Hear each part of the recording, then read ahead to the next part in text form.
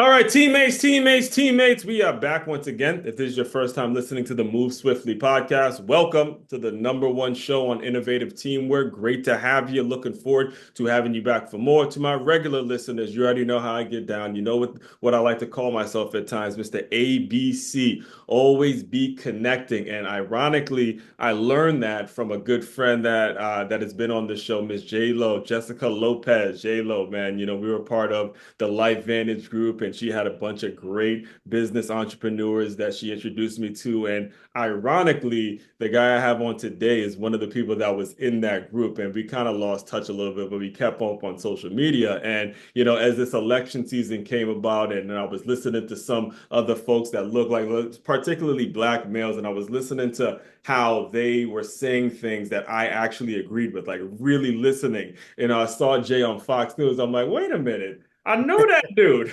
I know him, and he's spitting the truth, saying the things that saying the things that we all need to be saying out loud, and he's actually doing it. So I was like, yo, I got to get him on the show. We got to really chop it up, man. So all that being said, Jay, welcome to the show. Thanks, bro. Thanks for having me on, man. Yeah, we lost that connection, like you said, for a minute, but we always bring it back together. So super grateful to be on. And that's the power. And before we even get into the subject, that's the power of staying course, of staying focused, and staying on your grind, and really staying connected with the right people, folks. I cannot emphasize that enough. It's your job to stay in tune when it comes to if you're serious about being successful, if you're serious about being in business. All right. So, all that being said, I remember that you had like a consulting business, and you spent some time in the Marines, and you came up understanding the value of having solid principles. So to start things off, why don't we just kind of dive into your background a little bit, and then we'll go into, I know you have something now called Disruptive Leadership, and you help people get leads and things like that. We'll get into that after you kind of give your background a little bit. Yeah, so I'm probably like everybody else, man. I won't give you the Kamala Harris version of I'm from a single parent home, Oh man, but I'm a on that military. front, I swear I used to lose.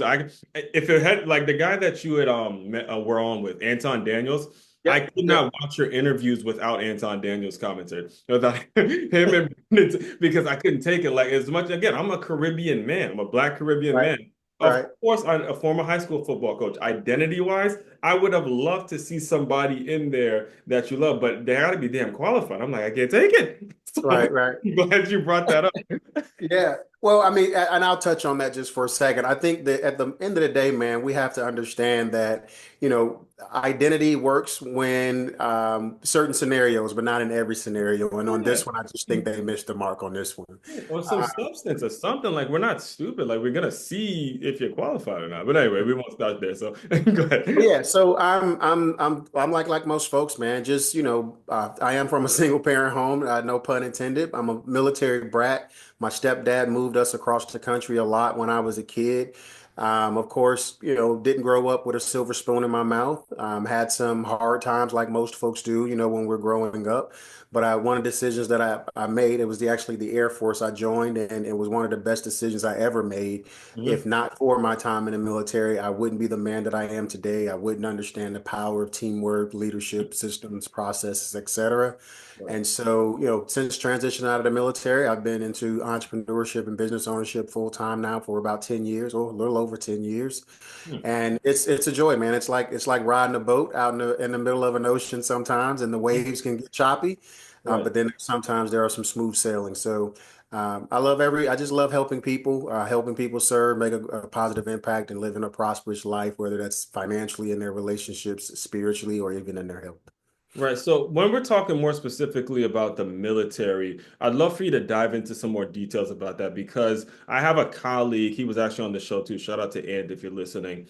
He was former military, and even now, every Sunday, I do this thing with a lady named Kimberly Blue called Stay Hired Sunday, and she looks to serve veterans when it comes to figuring out where they need to be employed, exactly how they need to go about getting a job and stuff like that. And one of the common themes is they don't know their worth because they have a service mindset. So when you come and you leave the military and it's like, okay, I'm in the real world and I have to sort of sell myself for a job. You guys aren't really, it doesn't come naturally because your mindset is service, service, service, service. So can you speak to that transition a little bit and how you were able to adjust when you were so used to this is what I got to do for my country, this is how I serve my people, but now I got to go in and I got to sort of propaganda, I got to sell myself, I got to use identity to get a job and all that, and you're not used to that, you know? Yeah, I understand that transition very well. When I Mhm. came out of the military, it wasn't by choice. If it was up to me, I'd still be in the Air Force today. But with the drawdown from the Iraq and Afghanistan wars, a couple 100,000 of us had to find our next opportunity. And Mhm. so my landing was really hard. I went through stress, depression, anxiety, probably, anger, Right. frustration, you name the emotions on any spectrum. I've been through them. And that's because you literally serve. Like you put your life on the line for your country. You raise your right hand and say, I will support and defend this country against all enemies, both foreign and domestic. And now, for Mhm. many of us, some of us as early as 17 years of age, but some of us, or most of us, 18, 19, we become military members and they completely strip us of our identity as a civilian. Whatever you thought you were, it no longer exists. And so Oh they my then God. rebuild you and remold and shape you into a soldier, sailor, airman, marine, or Coast Guardsman, or even now, I don't know, I think it's called a space person or something along those lines with the Space Force. But Mhm. once you transition out, you have to reinvent yourself. Yes, we are committed. We are mission driven. We are purpose driven people. And Mhm. so I think the most difficult part is for a lot of us when we transition, we don't rediscover or we don't join a new mission. And so we spiral out of control because there's not a lot of systems and processes and infrastructure in place because you think about it, whether you do 4 years or 24 years, you have a place to be every morning. You don't leave until it's up. And then while you're on, your shift, there's structure, there's rules, there's SOPs, there's, policies and procedures that you have to follow. And then when you become a civilian, you're like, what the hell is this chaos that I'm going through? Because most civilians lack a mission or purpose. They lack discipline, lack structure, lack teamwork and leadership, unfortunately. And so when we come out, it's like you got to learn how to be a civilian again, right? And so when you're in that process of trying to learn what it means to now be a civilian as an adult, Mhm. you're now also trying to learn how to engage and connect and build relationships with people who you, one, don't understand and they don't understand you either, because you come from a different culture, and a different mentality than most people do.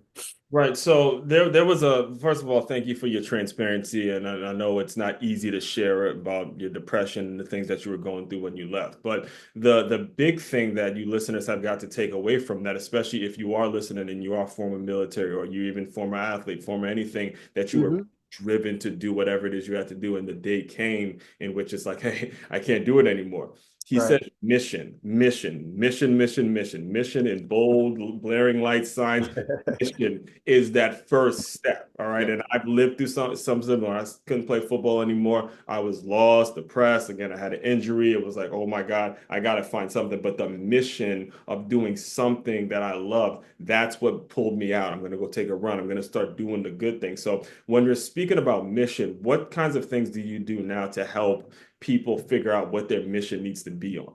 Because that's something that a lot of people struggle with. Even the colleague that I referred to earlier, him as a teacher, he has a lot of experience with security and doing IT and all this stuff. But one of the things he actually struggles with is the mission of this place. And his son goes to the school, so that's one of the things that made him go to school. But the mission of it, it's so hard to find it, especially when you're tied up in a world that, again, they all only talk about money. Again, we pay you this, you shut up and do this. All of a sudden, you know what I'm saying? So like when it comes to mission, can you speak a little bit about how a person can find that mission and figure out how to really just tap in and find some sort of a crack of where, all right, I'm gonna go in that way. Yeah, so for me, it's everything that I do to this day is about mission. So when people say, "Hey, thank you for your service," I tell people I'm still serving. I'm just in a different uniform. And Yep. so when you are a mission driven or purpose driven person, or you're trying to discover what your mission is, the most important thing is you have to really discover like why. And if you there's an exercise that I recommend to people, it's literally just sit down and create a list of reasons why. And Mhm. if your list is at 5, put a little bit more time in it till you get to 50. If your list is at 50, put a little bit more time in it till you get to 100. And the reason why I recommend that is because you're all along the way, you're always going to face challenges and setbacks or some unexpected scenarios that you could never prepare for. And that's just life, that's business. But when you face those challenges and setbacks, and in the early stages, what you'll likely do is you'll literally refer back to that list and start to read off that list. Exactly. And as long as you have enough reasons why this is important to you, in some cases, it doesn't have to be as extreme as I'm willing to die for this, but it will become, at least for me, I can speak from my experience, I'm willing to die for this. And I tell people that I'm going to do the work that I'm doing until the day that I die. That's how committed I am to it. I want to help as many people as possible avoid some of the imposter syndrome, the sabotaging behaviors, all the things that keep us from living and becoming the greatest version of ourselves. Because in becoming that greatest version, that's how, we achieve our mission, number one. But then all the other things come, the opportunities come, the money comes, the relationships come. But you have to be driven by your mission, which should be rooted in your values. And I think a lot of times, a lot of people just aren't clear. Like I had to make a huge shift in my own values because while in the military, I was operating from the Air Force's values. Not that those values were bad values, service before self, excellence in all we do, and integrity first. Phenomenal values. And I still operate within those values, but Mhm. they're no longer my primary values. Love that. And I think once people begin to establish their own individual values and their beliefs align with their values, that's when they begin to take the actions that need to be taken in Yes. order for you to operate in your mission. Yes, and on that point, I want to make sure everyone understands as well. You all have a why. There's no single human being in this world that doesn't have a why. I don't want to hear the excuse, oh, that person been through this and that person been through that. Oh, so that person has a bunch of no. You have a why. Every single there's not one perfect situation at all in any situation. All right. You have a why. You have something that really pulls on your heartstrings, and it's on you to actually express it and figure out what it is. I'll give you a great example. Just yesterday, again, we're recording this, by the way, guys, the day after Thanksgiving. So had a ton of family members here, over 50 people over at this house, and the house I grew up in Silver Spring, Maryland. And my uncle, who you would think, again, always fun, always having fun, drinking, having fun, do whatever it is. They asked him to say grace, and he started getting teary-eyed. He started crying, just thinking about everyone in one area. His mother, my grandmother, passed away a couple of years ago, and to know that we were all still here kicking strong, that brought him to tears when it was supposed to be kind of a fun environment. But you just never know what's triggering someone. You never know what's on someone's heart. You never know when someone's going to actually say, hey, I need to get this off my chest and I need to actually express this. So I think it's really powerful what you shared in terms of sitting alone and figuring out what that why is. And it's between you and you, folks. It got nothing to do with nobody else. Express it, write it down, get clear on it, because then you're able to serve the world. And that brings me to the next thing I want to talk to you about, because as soon as you left the military, did you get like right into consulting? Who were the clients that you were looking to attract, and how difficult was it to really just get established when it comes to, because again, I could see someone meeting you and be like, okay, he's kind of intense, or how were you able to find the right people to serve and then ultimately, build a business around that? Yeah, so I definitely dove head first over into it because, like I said, Mhm. getting out of the military wasn't my choice. And so I had like 11 grand, saved in like a little retirement account, and that went by super quick. Oh yeah. I was a full-time single dad with a mortgage and car payment. So that just vanished like ashes, man. So Wow. yeah, Yeah, I dove in. I gotta applaud you on that, because Yeah. that just hit me like, oh my gosh. Anybody out there making excuses, I don't want to hear nothing. And I deal with a lot of single parents, a lot of people making a whole lot of excuses out there. That man just broke down the numbers and to the car payment, which you need your car if you're gonna have kids, right? Sure, But you sure. made sure he made it work. So kudos to you on that, brother. Yeah, man, I think, for a lot of us when we um when we dive into something, and I'm going to give you a little context, Yeah, and go then I'm ahead. going to come back and answer your question. Hmm. Like when we don't realize, and I was talking to my sister and my wife about this literally this morning. Hmm. We have to dive into it. We have to take the action first Hmm. in order for the resources, the people, the opportunities to present themselves. So a lot of times, at least in the culture, Southern Baptist, where I grew up. Hmm. Everybody's always talking about, oh, I'm waiting on God. Oh, I'm waiting on the Lord to show me. Oh, no, God's not, don't need you to wait on him to do nothing. God's already did what God needed to do. It's up to you to take massive action. And there's Hmm. always going to be someone with a scenario or a situation that's worse than yours. So you can swim around in that pig slop if you want to, or you can take Right. massive action and change your results. Mhm. So for me, it was very intense. Like I was living in Macon, Georgia, about an hour and a half south of Atlanta, and I would go into different organizations, just literally looking for opportunities to serve, right? Because that's literally was my DNA You and my weren't makeup. you weren't wearing that shirt though, were you? No, I wasn't wearing a shirt, not at the time. At Making least sure you not when I were went into these business meetings, I wasn't. okay, bro. Just have to make sure we broke that down. All But right. you can best Make believe, sure anytime you wear a outside of band. that, though, I'm rocking my Bama shirt. All right. Just making sure But you all yeah, right. man. So I was in a meeting one day, and this lady came up to me afterwards, and she was like, "Hey, like, where are you from?" Mhm. And I said, I lived in Warner Robins, which was like a neighboring small town to Yeah, oh Macon. yeah, I've heard of you. I heard of Roberts. Mhm. And she goes, no, no, no, like, where are you from? And I was Mhm. like, oh, okay. I said, I'm from Birmingham, Alabama. Right. And she goes, really? Now she's like, but you don't sound like it and you don't act like it. I said, well, I'm stationed out at Robins Air Force Base. I've been out there for 12 years. And she was like, ah, that's it. And I was like, what's it?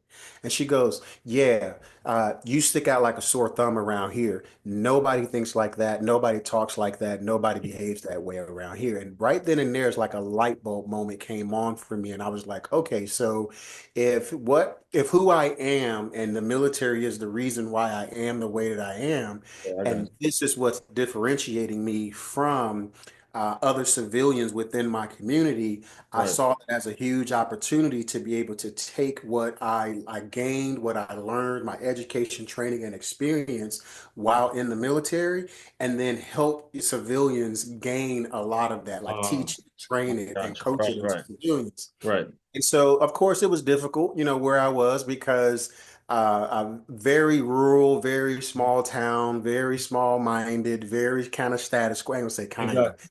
Right, definitely status quo.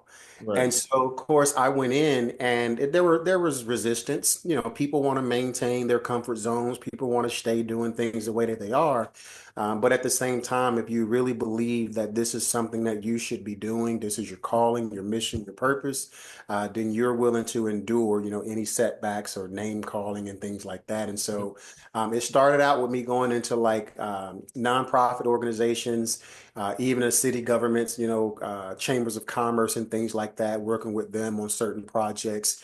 And then once we started to grow, we've kind of evolved and created basically our own, mastermind group, and we call it Disruptive Leadership Alliance, specifically for experts, leaders, and online entrepreneurs. Right. So before we started recording, I was actually listening to a video where you talked about the idea of creating raving fans, and you used Trump as an example. But even before Trump, I heard the first person I heard talk about raving fans was Tony Robbins, and he would break down business as just innovation and marketing. And when you look at some of the lessons that you look to pass on to these people, because like you just mentioned, it's difficult to start, especially we're talking consulting because you're fighting mindset, you're fighting human nature, you're fighting folks who have this, especially in a small town. You have this thing done this way. This is the way business works, and we're just going to accept it. So when you're talking about actually changing folks' minds, you have to really bring a level of expertise to a specific area. So as you're explaining that to people and you're trying to get people to understand it, what are the steps that you're taking? Like what's the free stuff you sort of give away, I guess, and make them know, let them know, hey, this is something that's for real. And this is something you eventually need to invest in. What's that process like? Yeah, so the very first step is just identifying what their present pain is. Yes. We're as with any, business, consultancy, or even a physical product business, every business is created because of your own personal pain or the pain of others.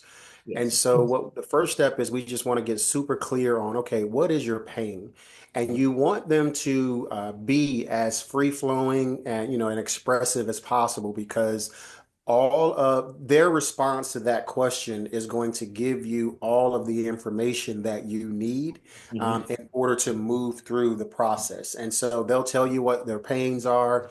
They'll tell you basically, why they think they are in that particular pain. They'll tell you what's keeping them, from getting whatever the desire and the outcome is. Hmm. And so as you're asking basically open-ended type questions, consultative questions, I like to look at myself like a doctor when you go to the doctor's office, where the doctor just asks you, okay, well, what's the pain? What all have you tried? What is the ultimate, feeling or ultimate result that you want? Yeah. And then the doctor basically sits down and says, all right, well, here's the process that we're going to go through to help you get from where you are to where you want to be. And then the most important thing after we go through that process, we ask, what is it costing you? Like, what is it costing you right now, whether it's time, whether it's relationships, whether it's money, whether it's your energy, what is it costing you to stay in your current state? Right. And then what would your life be like whenever you do have the Tylenol to this headache or the solution to this problem that you're currently experiencing? And once you gather all of that information, that's when you're able to say, okay, I think this, whether it's an individual in a B2C environment or a B2B environment, if you're, working with businesses and organizations, you then get to decide who you want to serve and who you want to work with as your clients. Right. And that, to me, I think that's the most refreshing and fulfilling part of the work that I do is, I get to pick and choose who I work with, and I don't have to settle for people who I think you touched on it earlier, who make a bunch of excuses and complain, Exactly. have that victim mentality. Exactly. And then to that point, when you're talking about pain and diagnosing pain, sometimes it's not verbal. Sometimes, especially if we're going to even use the example of Life Vantage, I spoke to folks, and even J-Lo can confirm this story. I spoke to folks that were taking about 100 different pills a day. They were Mhm. on diabetes. I mean, their solution to a problem was just, hey, I'm going to go buy more drugs and I'm Right, going to buy more drugs and I'm going to be safe because the government's going to take care of me and all that. But the minute right. them one pill, okay, they don't want to hear it. So sometimes nonverbal, yeah, the nonverbal is like, okay, that's a person I don't even want to work with because they're not even open enough Mhm. to express their pain. They're not even open enough to be honest with what they're actually going through. So when you speak on the folks that you do want to work with, what kind of a mindset do you see in your ideal client? And what kinds of things do you go after when it comes to your outreach and reaching out to people and stuff like that? Yeah, I mean, to be quite honest with you, man, I want to look in the mirror, for example. Like, do I see within a person the same characteristics that I admire in myself, right? As I'm listening. Go yeah, ahead. as leaders, our responsibility is to grow and become the greatest versions of ourselves. And so whenever I'm sitting down and having a conversation, consultative type conversation with a, potential client, student, mentee, I'm looking to see what kind of mental character traits are they expressing. What do they value? Do we share similar values? Are they sincere about, serving people and helping people? Are they sincere about making an impact? And then are they sincere about living prosperously? I touched on prosperity earlier, and I know a lot of people think that prosperity is only about money, but I think, health, relationships, even the experiences that we have, like you touched on earlier about your uncle, normally being kind of the free-spirited, carefree, have fun kind of guy. But when he was given the opportunity to pray, Mhm. it created a phenomenal experience. And so I want to work And with people Uncle who, Banks, if you're listening, we have that on video too. So I'm just letting you know. So you what'd you can't. say? We got proof, We indisputable got proof, evidence. brother. It's on video. It's not leaving my phone. That's all I'm saying. All right, but go ahead. Yeah, but no, bro.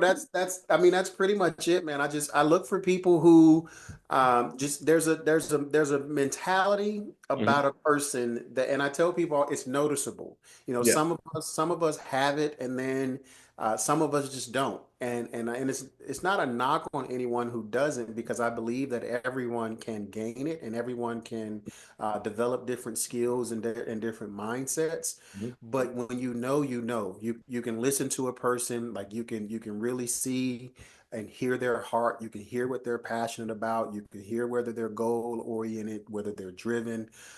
You can like there was a guy. I'll tell you, it was a real quick story, and it's kind of made me chuckle. But I shared something in my story a couple of weeks ago, and I honestly I don't even remember exactly what I shared, but this guy, and I could probably go to my Facebook Messenger and pull it up, but this guy Mhm. pulled comments on my story, and he says, and you're crazy. Like that was all he said, is like, you're crazy. Right. And sometimes I'll get a little cheeky with people, and I was like, and you're a beta male. And he comes and he literally came back to me and says, you're right. And it blew my mind that Mhm. I was throwing rocks back at him, right? So like he Mhm. called me crazy. I said, Right. you're a beta male, and that was just kind of my way of letting him know this is what I think about you. Mhm. And he says, you're right. And then maybe an hour or so later, he invited me to be on his podcast. Now, we had a phenomenal, conversation with each other, but it's certain things like, that when I have conversations with people where I'm able to just kind of look and say, okay, who Mhm. is this person? Like, where are they? What pains or challenges are they really experiencing? Because a lot of times when people say certain things, it's not about you. It's Mhm. really them. Like it's really something that they might be struggling with. And I think as leaders, we just have a responsibility. And this is something I took away from that exchange Mhm. is I didn't I was just in a space. When he said it, I was in a space and I said what I said to him. But that relationship has now led to us having a conversation about me doing something in his Facebook group. And so it's amazing how sometimes when we're looking for certain things or we react or respond a certain way, we come across people who need what you have to offer. Mhm. In his case, that's literally what it is. He wants to be a better leader. He wants to be a better father. He wants to Right. change lives and make an impact.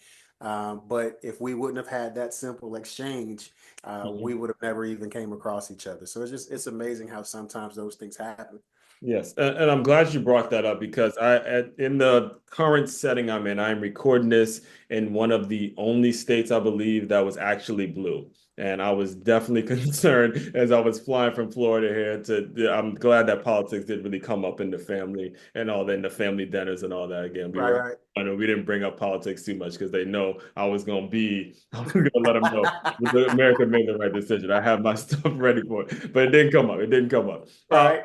I bring that up because you face a lot of resistance. You face a lot of people that may say some things about you that are just, again, are the opposite of what they're saying they want to be because black Mm, male and, okay, he's a public endorser of Trump. When in reality, when I listen to you, you're not necessarily endorsing Trump as much as you are showing his tactics, his abilities, the positive things that he's able to do, and teaching people how to implement it in their business. There's literally a a YouTube video that you guys can go to right now where he uses Trump's tactics of creating Raven fans and he transitions that and how you could be using that for your business. That's not necessarily someone that's supporting an individual. That's a person that's trying to teach you how to use what's working and apply it to your business. Ain't got nothing to do with race. Ain't got nothing to do with color. Ain't got nothing to do with the gender or whatever, Republican, Democrat, whatever you want to use to separate yourself has nothing to do with that. So can you speak on how you were able to become so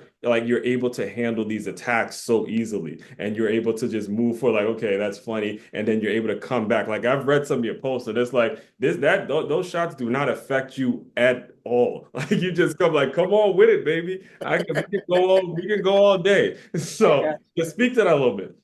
Yeah, so let me, in full honesty, it wasn't always like that. Like That's there what I'm were saying. It has times, to be a level of growth because when yeah, you're around it, you realize, man, these folks are lying. They're yeah. lying, and then you have to grow into it. Yeah, one thing I've learned over the years, I had she wasn't a mentor for me, but she was a speaker at an event that I attended. Oh man, probably 8, 9 years ago now.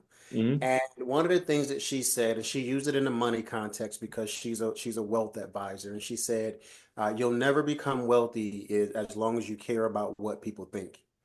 And so, of course, you hear it and you kind of go, "Ooh, that was a good one." So 8, 9 Hmm. years, I was like, "Ooh, that's a good one."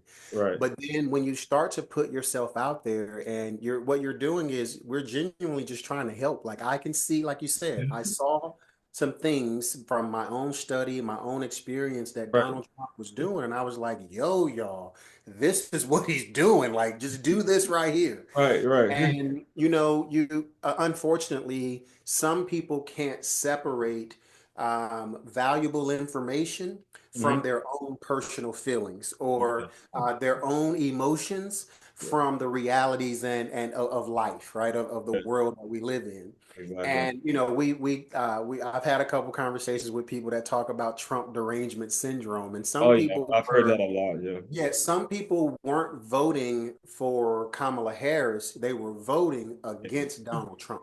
Yeah. And for me, growing up, like you said, you guys didn't talk about politics much at your Thanksgiving dinner, Right. but for me, growing up, we didn't talk about politics at all. There was just a natural, Hmm. just kind of you accepted.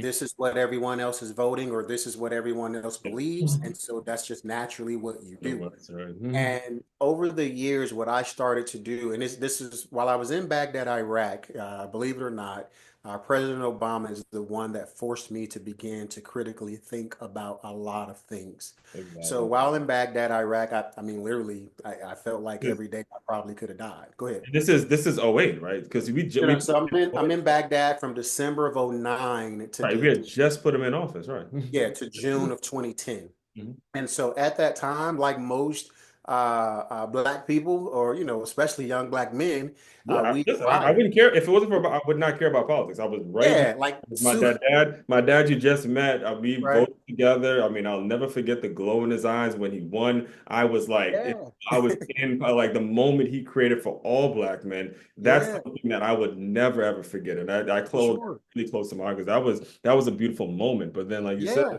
you really start opening your eyes and listening, and like, oh, hold up, there's yeah. some things going on. So anyway, go No, ahead. no, no. So it's like we all were. We were all like, okay, like there's one of us in this office now. We should all pay attention now because if one of us can make it, we all can make it. We all can do some Yes. things different. And so we need to pay attention to the nuggets he's dropping so Yep. we can figure out how we can How get to we the could. top of the game, right? That was my first time ever So voting too. I was at that age. I was sophomore in college at that point. nice. Yeah, 19 man. years old.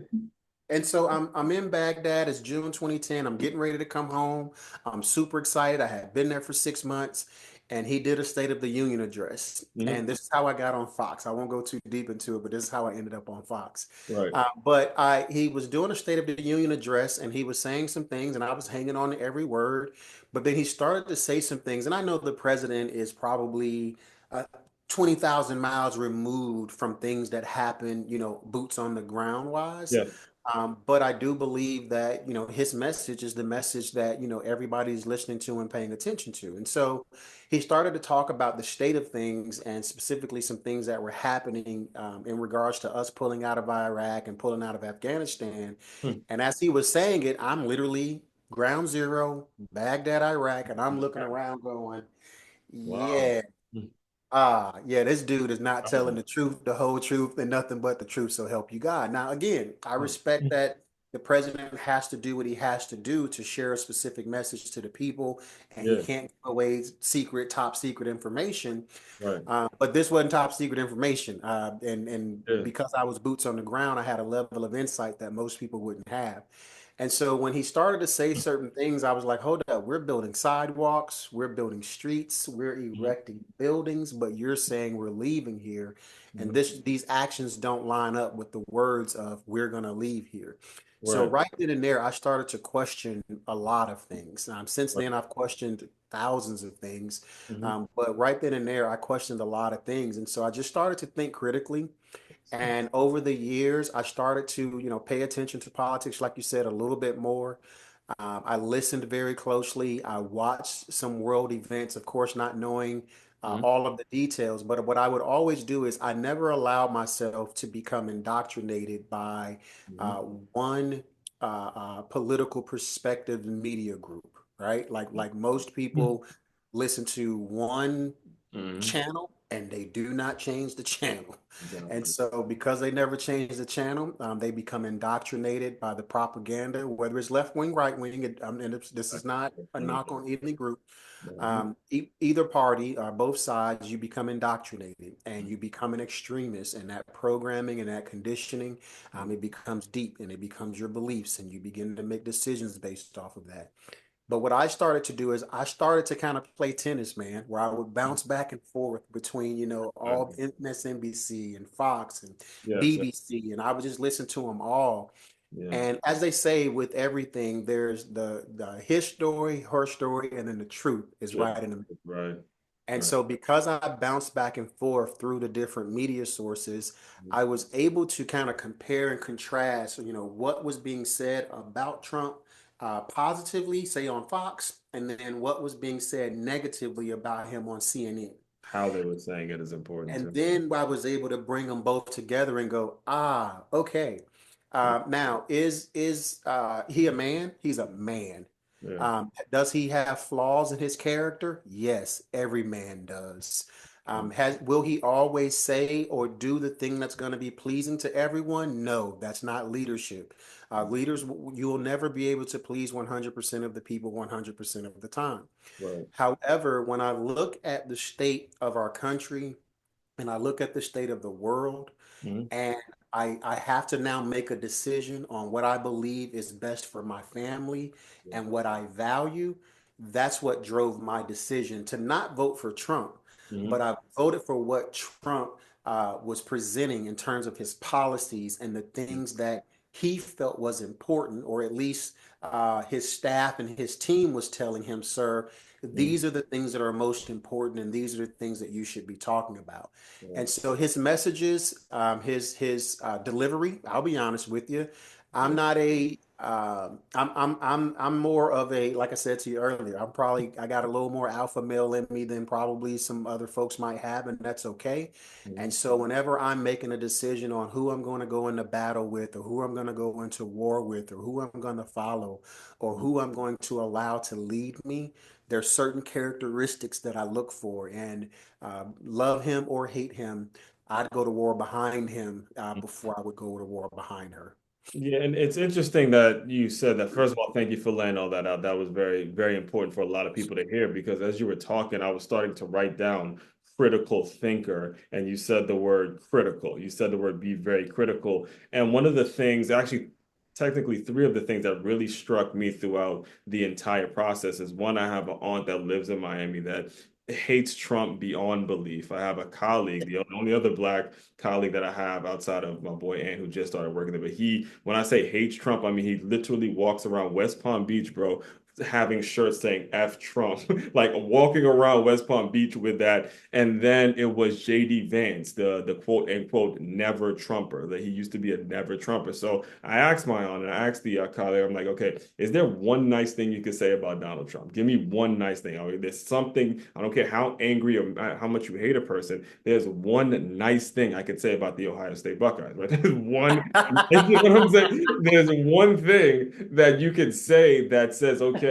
all right, I don't like this, but there has to be one nice thing. And the fact that neither of them can say anything positive about him, and then the fact that he would pick a vice president that was at one point a never Trump, I'm like, oh, this guy just wants what's best for the country. Like Mhm. whether it's like he doesn't care what you said about him before, he didn't care, take nothing personal. I'm talking about JD. I did a whole show on this. It is on camera where JD Vance has said he would never vote for the guy, and now he's his VP. That tells you he's somebody who's willing to make the sacrifices that a leader needs to make. That is what you have to take away from it. You have to understand thinking critically is about saying, I'm going to let go of what happened yesterday. I'm going to let go of the egos, and who's the best to do that. And I bring all that up because I do want to make sure we mention your business and what you're doing now when it comes to disruptive leadership. Can you kind of speak on where the company is now, what you're doing for people, and I'll just kind of give you the floor a little bit to talk more about your business. I don't want to get too round on the politics part. I want to give you the opportunity to talk about disruptive leadership a little bit more, and then we'll kind of close out there. Yeah, well, and I'm gonna literally touch on critical thinking and JD Vance. Exactly, because it's the same, runs in On. the same, it Yeah. runs kind of in the same river. So critical thinking, I believe, is necessary for us to make the most informed decisions because you have to critique, the information that you have in order to validate whether or not it's sound in order for you to make a great decision to get the positive result or outcome Mhm. that you want. Yeah, And so I think that's what JD Vance did. He gathered all the information at that time because he was an opponent of Trump and yeah. things of nature. He And had his to. story, by the way, man, I mean, you wouldn't talk about like not having, you want to talk about like excusing having a difficult time, a difficult upbringing. Go look at JD Vance's Yeah, story. yeah, yeah. Look at his And story. so he threw rocks, and this goes back to what you were saying about building your coat like following and what Trump did. Mhm. JD Vance was just throwing rocks at Donald Trump so that he could get his fan base on his side because you have to create a common enemy and you have to polarize yourself against that enemy. And so that's what JD Vance did. And so that's part of what we do within disruptive leadership. It's just Ah, helping there we people go. identify, hey, who are the big dogs? Who are the players in your industry? Who are the people Mhm. that's making enough noise and getting a lot of attention? Right. And helping them, one, become courageous enough to get out there and throw Yeah. rocks at whoever they're going to throw rocks There at, you go, baby. and be able to withstand the heat and the trauma that's going to come as a result of you throwing rocks. Yeah. And so you saw that, you probably saw a lot of that when I was talking about the Democratic Party, when I was talking about Mhm. Kamala Harris. My critique of Kamala Harris and the Democratic Party as a disruptive leader, it came from from the perspective of if if someone doesn't say something out loud that we're all thinking and talking about within our homes, Exactly. Mhm. we will continue to perpetuate the status quo and nothing will ever change. And Mhm. this is specifically for people of color because Mhm. I believe that there are strategic and systematic things that are done Mhm. to maintain oppression, albeit it's covert. It's a lot more covert today than it once was. Mhm. But I still believe we have to stand up and speak truth to power. And there were a lot of tactics that I saw that for me was pretty easy to see, but not a lot of people could recognize it. But then of those who even recognized it, not a lot of people would say anything. Right. And so because I'm the kind of person that loves to challenge the status quo, I love helping people challenge the status quo. I love helping people stand out. Because at the end of the day, man, the squeaky wheel gets the most attention, right? Mhm. Those that punted the system are always the ones that are remembered. If you look at Dr. Martin Luther King, Jesus, Mahatma Gandhi, you name it, the list continues to go on and on and on. They were all rebels. None of them fit in. None of them just accepted things as they are. Mhm. And so that's what we do. We help you get clear on your target market. We help you get clear on your messaging and then positioning you with the credibility, the authority. It's for you to stand out and become a leader within your industry so that you can go out there and change lives. Get your own dreams and your desires. Of course, Mhm. if money is one of those things, yeah, we got to make money because money is very important. Right. But like we said, we want to make sure it's rooted in a deeper cause and a deeper reason why and a mission. Yeah, and it's I gotta tell you, Jay, it's so gratifying to hear a black male say that, and it was something that Charlie Kirk had said in the hundreds of videos I've watched about with Charlie Kirk, in which he talked about black fathers and black fatherlessness, and that needs to be more the concern than who's in office because he made us a point. Like again, you guys know Charlie Kirk, he go come with his facts. Yeah. So he said, look, black women married the government and left black men, and they've kind of forgotten about what we're about and the fact that what we want and our needs and things like that. So when I hear you talk about don't be afraid to buck the system. Don't be afraid to throw rocks. Do whatever you have to do to get the attention because you know you have the ability to follow up with whatever it is you're saying. So definitely from a black man to black man, definitely appreciate you bringing that up because we need more of that. And this one of the things I talk about on this show all the time is how much we have got to step into our boldness and stop being afraid of challenging authority. We have it, it's in us. Look at what we did, folks. Look at what we did. I mean, from Obama to 2 terms of Obama to even, when we said to ourselves, hey, this isn't working. We come together. We are the most powerful group of people. And I know I'm a little biased when I say that, but we can be the most powerful group of people because of our shared experiences and our ability to critically think and use our common sense, unwavering common sense to go after whatever it is that we need to go after. So, all that being said, I want to be respectful of your time. Can you just tell people how they get in touch with you? Where do you normally send people if they want to work with you? All that good stuff. Yeah, I just tell people, man, just come and connect with me on any social media platform, whether it's LinkedIn, Facebook, Instagram, TikTok, or Threads. Just find Jay Jackson. In my bio, you'll see where it says, I advise leaders to elevate their impact, income, and authority Mhm. without losing their damn minds. And so, Yes, sir. uh, I said just common sense, folks. Remember, I said common sense. Yeah, it's just, and that's what you're going to get from me. You're going to get a Right. no BS common sense approach to life and business. And if you're about change and transformation and making an impact, man, we can have a whole lot of fun together.